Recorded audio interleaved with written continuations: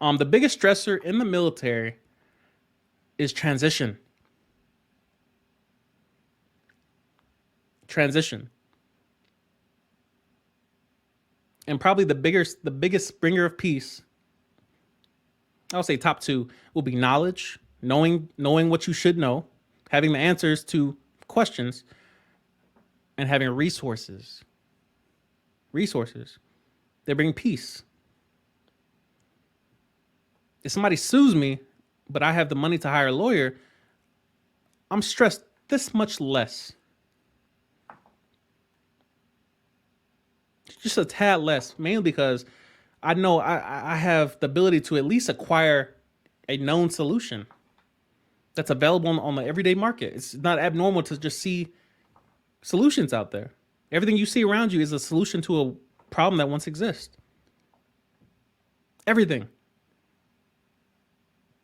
Everything around you, everything you're looking at, your phone, your tablet, your computer, whatever you're watching this on, there was once an issue there. There was once emptiness that somebody said, maybe an iPad can fix this issue. Maybe a cell phone can fix this issue. Maybe the chip inside the cell phone. Maybe the glass, the screen, the buttons. They were all problems, now made solutions. Your personal life. In most cases, money can solve the issues in your life, the problems that require money to fix. I'm not talking about anything social or emotional or spiritual. I'm talking about in your everyday physical life on this earth, money solves problems for you. Shelter problems, transportation problems, food problems, access problems, experience problems.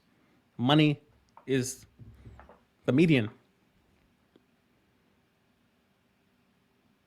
Transition in the military will be some of the most abrupt events that ever happened to a human on this earth. In the beginning of the stream, I talked about just simply driving an hour from Fairbanks back to where I'm stationed, and just flooring my car down, trying to get up a hill in Alaska, doing 12 miles an hour with my accelerator floored, just trying not to lose momentum. Just Brett, keep the car moving. Just keep the car moving. I wasn't prepared to deal with the climate of Alaska because I brought a sedan up here with two-wheel drive, front-wheel drive. I brought a sedan. I was not prepared for the environment, and the it's definitely longer than a year. I wasn't prepared, and therefore there's some stress that came along with the transition of simply living here. But when you have resources, maybe I'll just buy a truck, just buy a Subaru, Audi, or something. And of course, those options still remain. But the point being is that transition, it in most cases, it would not wait for you to be ready for it. Deployments tend to be a surprise unless you volunteer for it. TDYs, a lot of those are competitive. A lot of people want to go to TDY or deploy, so a lot of times it's competitive. So you might have some foreknowledge, you might have some time to prepare for it, but a lot of times PCS just happens. Overseas, what? You're leaving my hometown, Texas. I just happen to get San Antonio, where I grew up, whatever, and now I'm going from San Diego to Spangalum, Germany. 90-day notification. I got to pack up my entire household. Let's say there's 2 adults, 4 kids. I'm packing up 6 people, a 3,000 square foot house, 2 cars, and we're going across the ocean. And how long? What do you think solves that problem in terms of stress? Having your money right. Having your money right. Having a clean house. Not having 10 storage lockers full of stuff. Think about it. You take your entire family across the ocean. It would help to have less stuff. Just the essential items. And of course, all the caveats. The military will move you. You probably wouldn't even move yourself. All you gotta do is you just gotta be ready to move, essentially. Our process is probably more stressful than actually the process of moving. But hopefully you get the point. Hopefully you get the point. Being prepared for chaos is different than chaos happening to you. Acknowledging the fact that at some point chaos will occur is different than being blindsided by chaos every single time it happens to you. Getting orders the first time will teach you. You need to have context around the base. Dealing with transition. Transition is the hardest. It's the hardest part of the military. It's not being at your normal base, and I've been here for 3 years. I know most people on the base. It's leaving the base. It's picking up your family and saying, now we're going to a different part of the country. We're going to a different country. We're going to a different climate. There's culture shock. There's demographic shock. There's, geographic shock. It's transition, switching schools, getting kids registered, getting a new house, getting a new apartment, getting the cars ready to travel. That's a big one.